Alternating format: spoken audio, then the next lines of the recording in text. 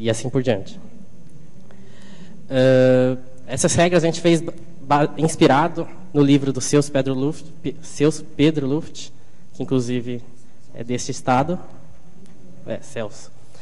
E porque no livro dele, A Moderna Gramática Brasileira, ele dá vários exemplos de frases com essas regras e árvores. Aí de lá a gente extraiu uma gramática.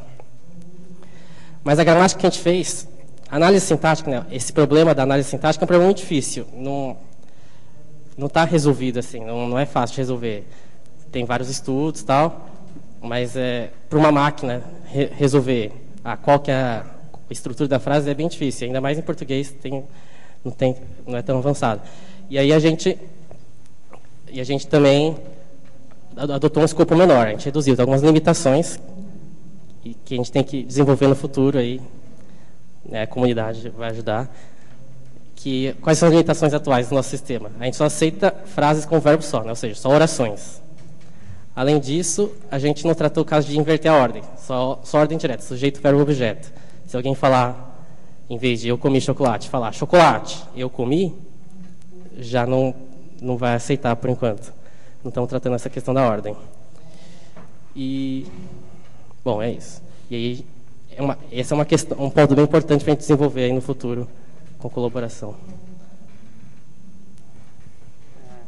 Antes de continuar, esses pontos que a gente está falando um pouco que ainda meio por fazer, que ainda não estão tão certos, é mais para explicitar o que ainda tem de desafio para fazer. Se alguém tiver interessado em colaborar, já pode ir meio identificando dessas partezinhas. Cada partezinha já é um baita problema, na verdade. Então, dá para identificando o que dá para fazer de legal. Bom, a gente começou a descrever o processo de tradução, né? Mas até agora a gente não falou de livro, a gente falou de português, fez análise morfológica, sintática. Então, chega agora que a gente tem que transpor o outro lado da pirâmide e converter o português em libras. Nos tradutores modernos, que existem, na verdade, de línguas orais, né, a técnica moderna mais utilizada, ela se baseia numa certa análise estatística e probabilística de grandes quantidades de textos, né, que são chamados de corpora. No nosso caso, apesar dessa ser a tendência mais moderna e talvez mais eficaz, isso não é possível, porque como Libras, na prática, não tem uma forma escrita, onde se tenham registrados textos em Libras, a gente não tem, então, a disponibilidade desses textos para fazer esse tipo de análise.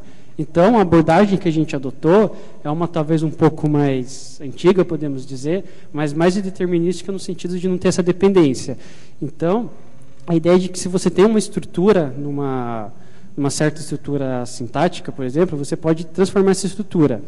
Essa ideia é baseada no que é chamado de gramática transformativa, que foi proposto inicialmente por Noam Chomsky, que é um grande teórico da área de linguística, que suas teorias têm implicações para a área de computação também. Então, no caso, por exemplo, o que seria essa transformação? Você tem um exemplo, por exemplo, uma frase em ordem direta, você aplica uma transformação, ela fica na ordem direta, ela está na voz passiva e você manda para a voz ativa. Então, a ideia é utilizar essas transformações para realizar a tradução. Então, se a gente fez uma análise sintática de uma frase em português, a gente consegue, talvez, manipular essa árvore para que a frase, que são as folhas dessa árvore, fiquem mais com cara da ordem na Libras, que é uma ordem diferente. Então, no caso, por exemplo, se eu comi chocolate, em Libras, normalmente, o que é mais utilizado é a ordem que seria o tópico. Você primeiro fala o tópico, que é sobre o que você está falando, e a ação. Então, se no português a gente tem sujeito, verbo, objeto, em Libras a gente vai fazer objeto, sujeito, verbo. Então, a gente modifica essa árvore. A gente também vai jogar fora algumas partes dela, por exemplo, artigo, preposição, essas coisas não têm muito sentido em Libras. Então, também vão ser podadas esses nós. Uma coisa, você repara que de um lado está a árvore, do outro não está. Do outro a gente não desenhou a árvore porque ela não importa mais para a gente. Ela importou para a gente fazer essa análise, mas o que interessa depois que a gente transformou é a ordem que ficou os nós. E outra coisa que ela vai fazer por exemplo, algumas palavras, como, por exemplo, se eu comer rapidamente, esse rapidamente você não vai fazer um sinal para elas. Se você vai falar, eu estou muito triste, muito feliz, você não vai fazer um sinal para muito e depois um sinal para feliz. Você vai fazer você vai modificar como você faz o sinal principal da ação, que a gente vai explicar mais para frente. Então, por conta disso, essa etapa, o transformador sintático, ele também vai excluir um nó rapidamente, mas ele vai adicionar essa informação no seu verbo relativo, então no verbo comer. Então, quando ele passar para a próxima etapa da tradução, a próxima etapa da tradução não vai ter um nó desse rapidamente, mas vai saber que o comi ele tem uma certa característica, um certo advérbio.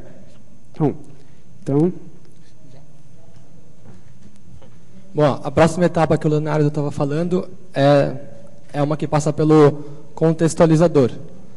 O que esse contextualizador com a transformação sintática é o que mais se pensa por tradução, assim, o que de fato ocorre na tradução. Então, esse contextualizador, ele é uma parte meio nebulosa porque ele abrange várias camadinhas da tradução. Então, por exemplo, eu comi chocolate rapidamente.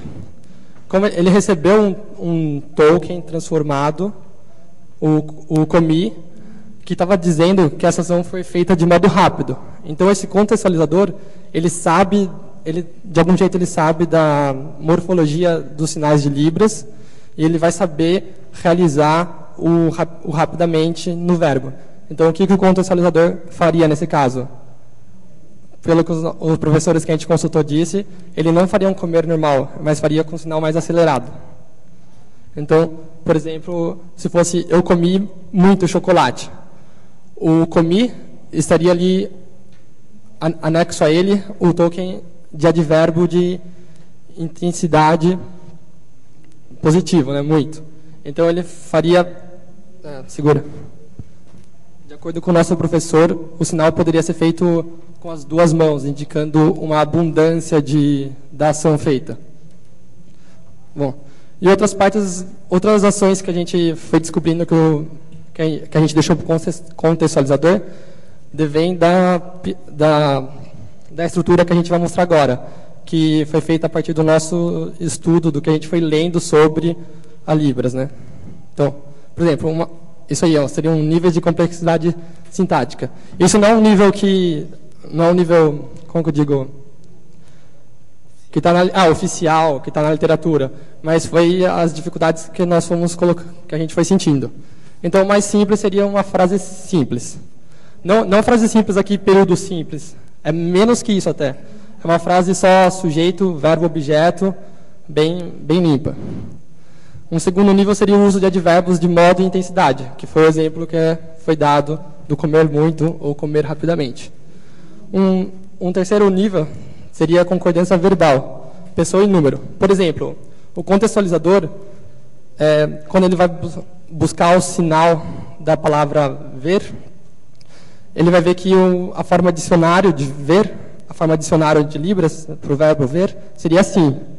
Só que, como ele também analisa, leva em consideração elementos sintáticos da palavra, por isso que eu disse que ele é meio nebuloso, ele mexeu na morfologia do sinal e agora está mexendo na sintaxe, ele vai ver que, por exemplo, se eu disser, você me viu, ele vai buscar a forma dicionário do verbo ver e fará o sinal ao contrário, indicando que a pessoa me viu. Esse seria um exemplo de concordância de pessoa. Uma outra concordância verbal seria lugar. Por exemplo, a gente acha não. Se a pessoa for falar, eu coloquei o copo na mesa, isso pode ser feito sinalizando a mesa em algum ambiente e, posteriormente, fazendo o sinal de colocar, levando em consideração a posição espacial em que a gente fez o sinal de mesa. Um outro exemplo, ali, esse é um interessante, a incorporação do objeto no verbo. Na verdade, a incorporação, porque a gente está levando em consideração uma transferência de uma língua para outra, né? Por exemplo, no português a gente fala, eu joguei bola. Tipicamente, a gente usa essas duas palavras para jogar bola. Só que em Libras, teria um sinal correspondente a jogar bola, que seria assim. Jogar bola. Exatamente. Esse seria o sinal de jogar bola.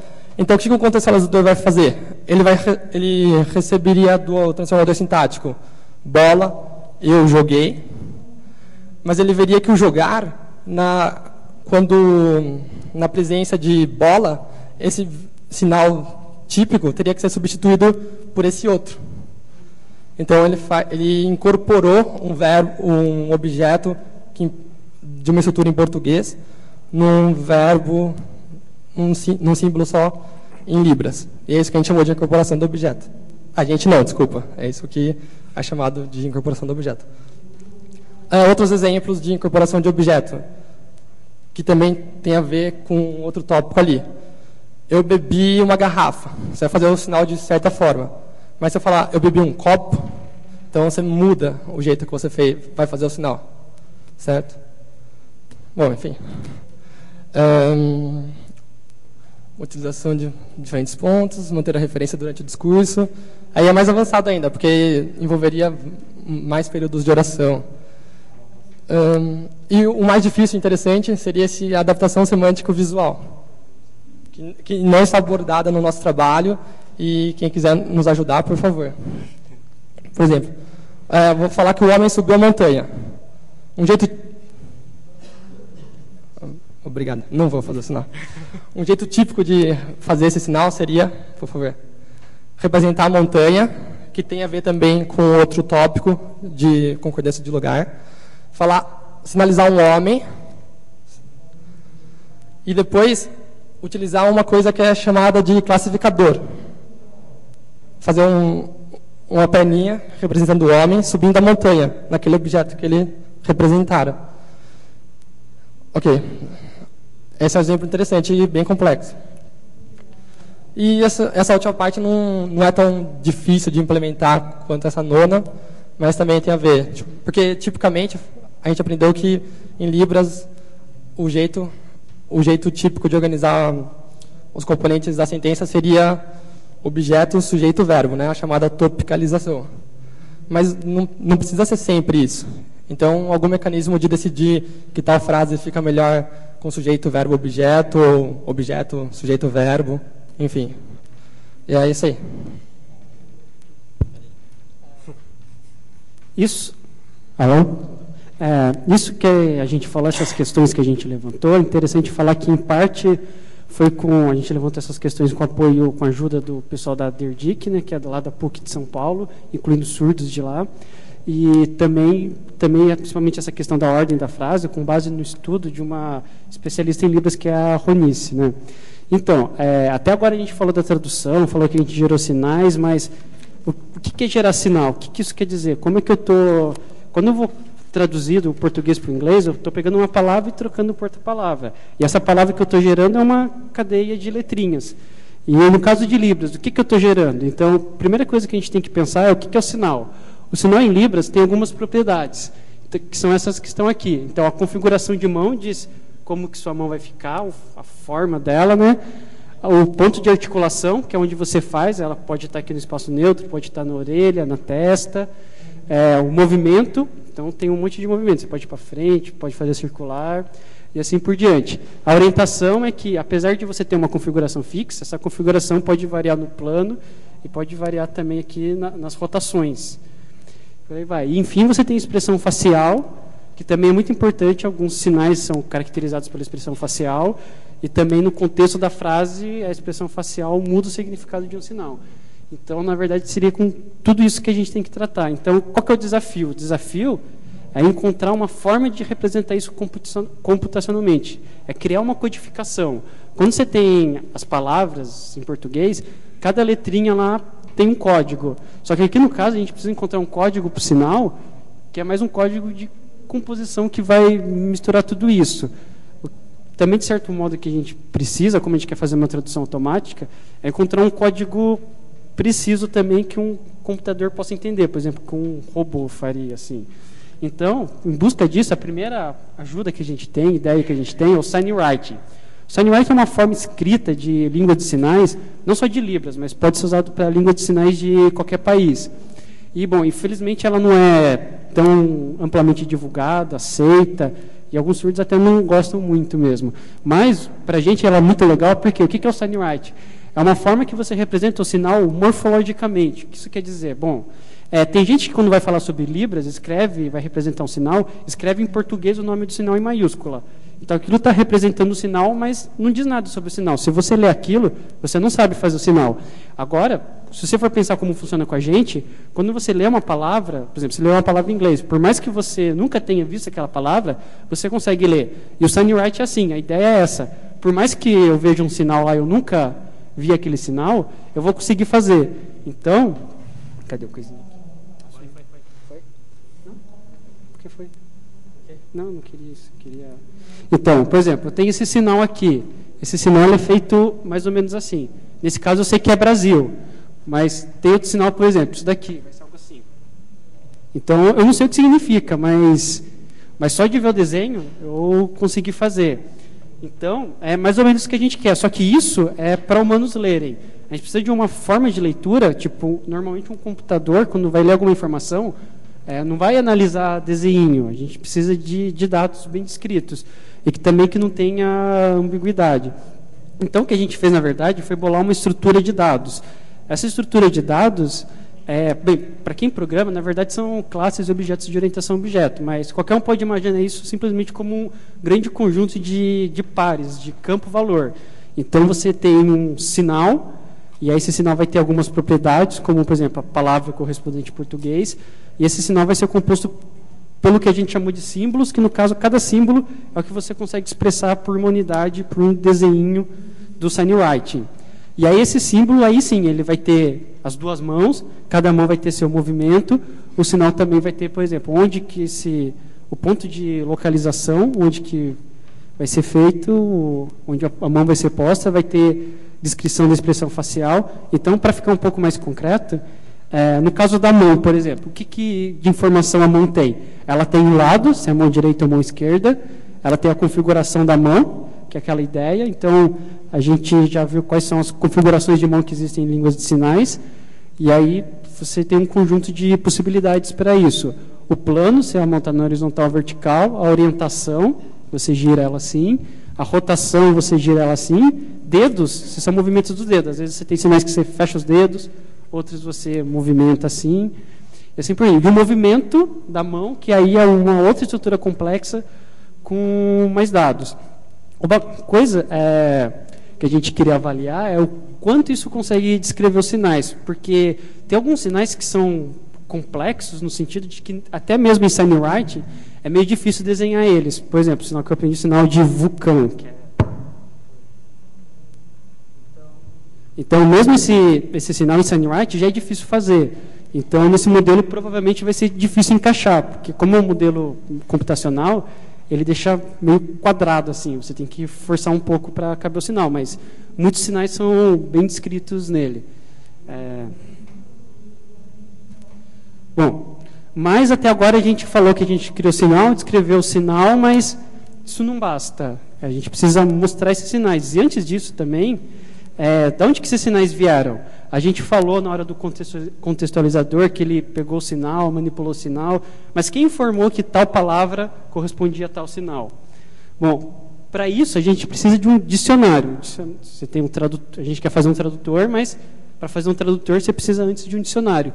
Então, a nossa ideia foi que a gente construiu uma aplicação web, um site colaborativo, que funciona mais ou menos que na Wikipédia. Qualquer pessoa pode chegar lá e cadastrar um sinal.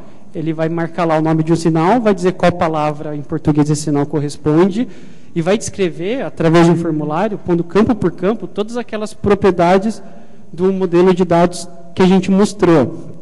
Então, isso daqui é mais ou menos a carinha do site.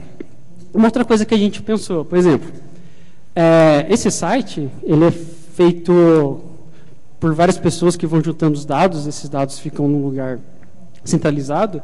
Outras pessoas podem ter interesse nesses dados para usar de forma parecida com a gente. Por exemplo, uma colega nossa, a Heloísa Yoshioka, que ajudou a gente nesse trabalho, vou mostrar a parte dela mais para frente, ela queria fazer um joguinho que era para ajudar no aprendizado de Libras. Então, ela não precisava traduzir a frase, mas ela queria representar alguns sinais lá em Libras. Então, talvez o sistema dela também pudesse querer acessar esse nosso dicionário de forma automática. Então, como é que a gente fez isso? A gente fez isso através de uma tecnologia que a gente chama de Web Services, que permite que sistemas diferentes de computador possam acessar outro sistema. Então, a gente tem nosso sistema que é o dicionário, e através desse web service, outros sistemas, como o nosso tradutor, em particular, pode acessar automaticamente isso. Então, embora um ser humano também possa pegar, a analogia aqui é assim, do mesmo modo que um ser humano pode chegar no site e analisar e ver quais sinais estão cadastrados, um software, uma máquina, também é capaz de fazer isso. Então, dessa forma, a gente consegue unir as coisas e automatizá-las também. Bom, e aí, por fim, a gente criou os sinais, a gente transmitiu os sinais, manipulou eles, a gente tem que exibir isso. Bom, num primeiro instante, uma possibilidade seria usar o próprio SignWrite, que é em quem a gente estava se baseando.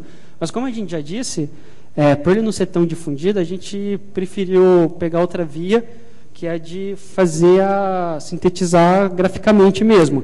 Bom, nosso foco do TCC era a parte mais de linguística, tentava fazer a tradução, né?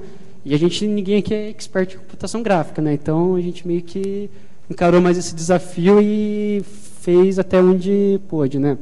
Mas, assim, é importante destacar aqui que uma coisa é aquele modelo de dados.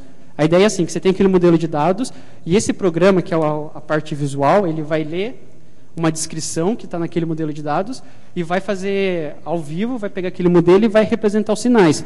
Só que é mais ou menos como se fosse o menininho lendo lá e, na verdade, ele ainda não sabe fazer tudo que está escrito lá. Então, algumas coisas ele sabe fazer, outras coisas ele ainda não sabe fazer, que são coisas mais complicadas de você fazer essa representação.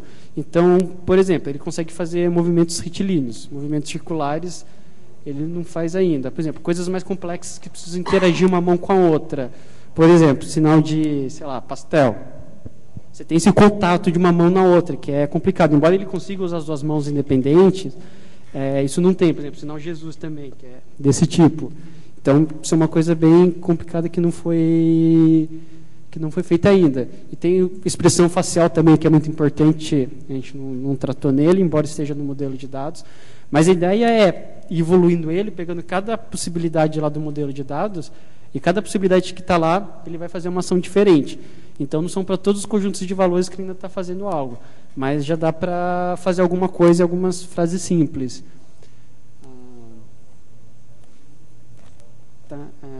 Sim, não, já falei. Tá. Então, é isso. Bom, vamos resumir então o que foi dito e apresentar formalmente a estrutura do sisteminha. Quer ver? Me passa um negocinho. Bom, o uso típico seria um usuário qualquer, eu na internet ou um site, coloca uma frase de entrada, no sistema. Essa frase então é submetida ao analisador morfológico, o qual usa um dicionário de português.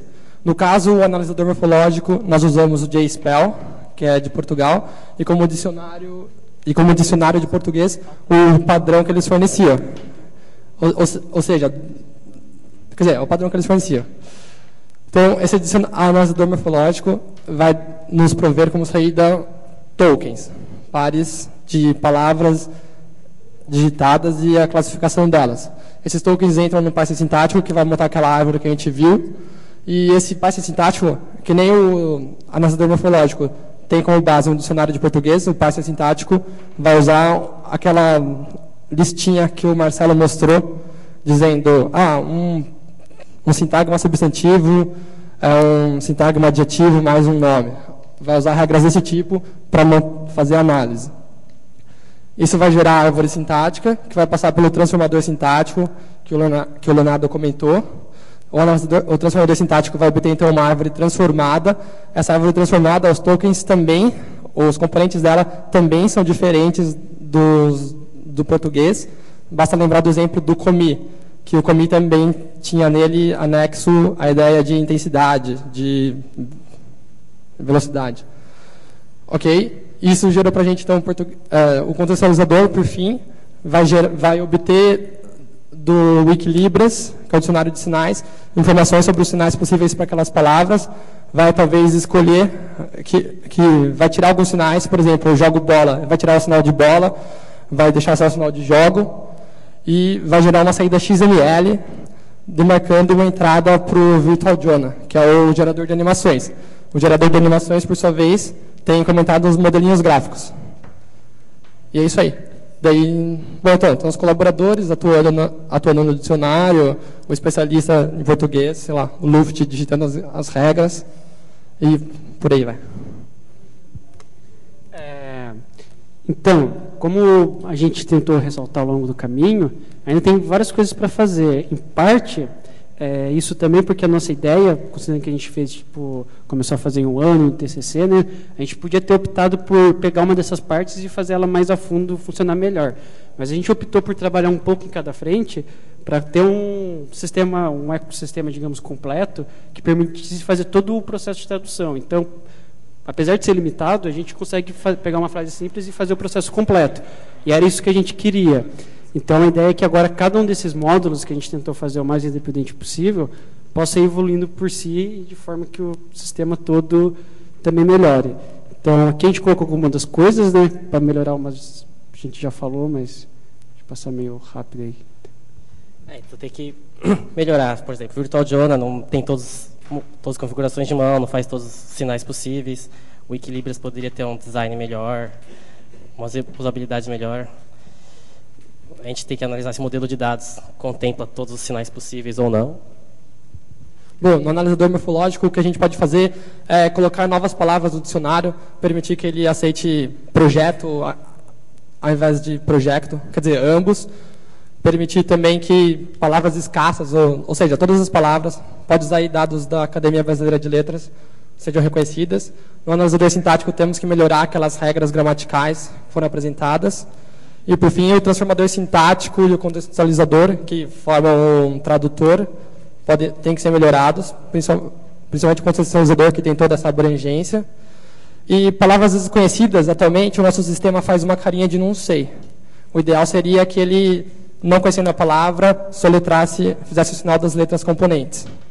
Frase sintática, ele já faz isso, né? É o caso, enfim. E regras de tradução, que seria o caso do contextualizador, não ser digitadas, mas achar um formalismo para escrevê-las no arquivo.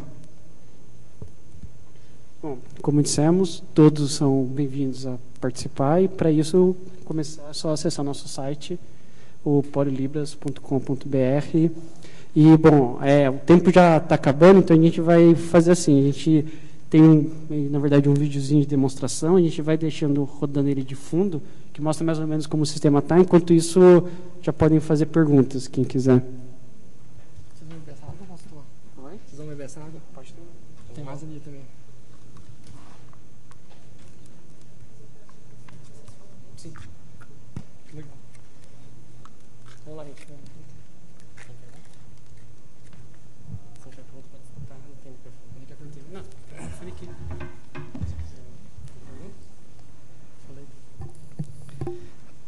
Bom, esse seria um exemplo de como seria o tradutor do sistema. Por exemplo, você digita ali, eu olhei você, ele fez, eu olhei você. Agora digitei, você olhou-me.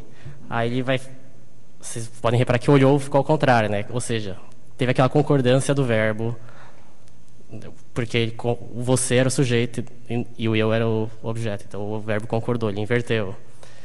Agora, por exemplo, eu fumo, beleza. É assim, eu fumo.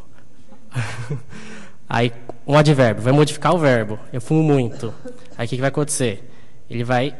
O verbo fumar, que era com uma mão só, vai ficar intensificado e para mostrar que ele fuma bastante. Eu fumo muito. Aí, agora a gente vai mostrar aquele exemplo do que o Guilherme falou, eu jogo bola, o futebol. Tá.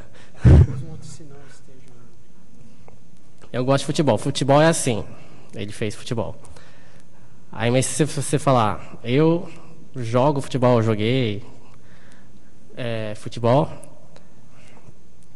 Aí o jogar e o futebol vão ver um sinal só, que é um pouco diferente, que é assim. Então, esses são alguns exemplos da análise que o nosso tradutor faz para traduzir e gerar o sinal em Libras. Se alguém tiver alguma pergunta. O site é polilibras.com.br. Ixi, cadê? www.polilibras.com.br.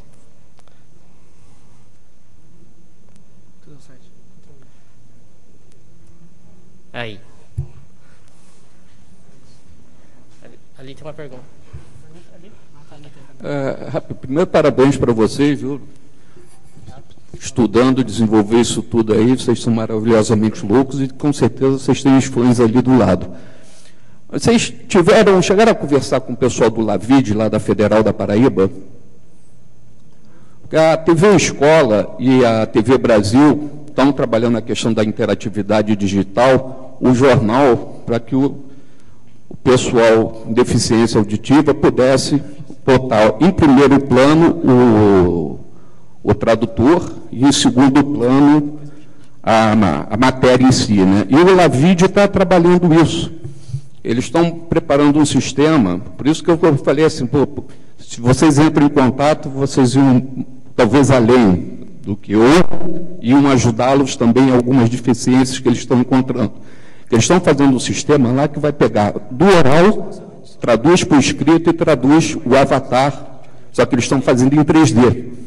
Né? Então, por isso é interessante, se vocês entrarem em contato com eles, com certeza vai ajudar muito esse projeto de vocês aí. E vai para frente mesmo. Parabéns para vocês.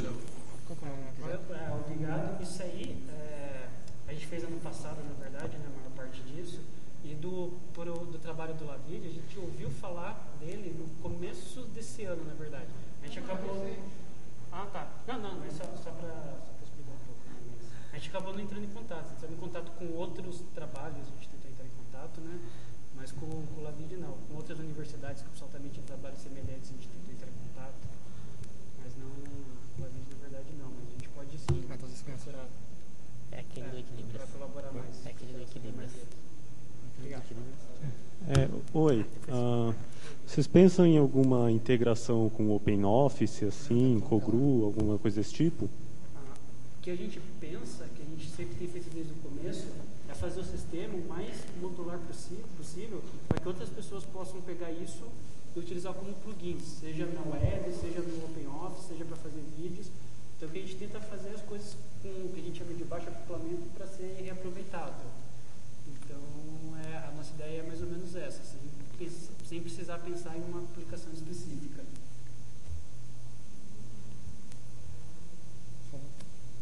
Fala com os códigos.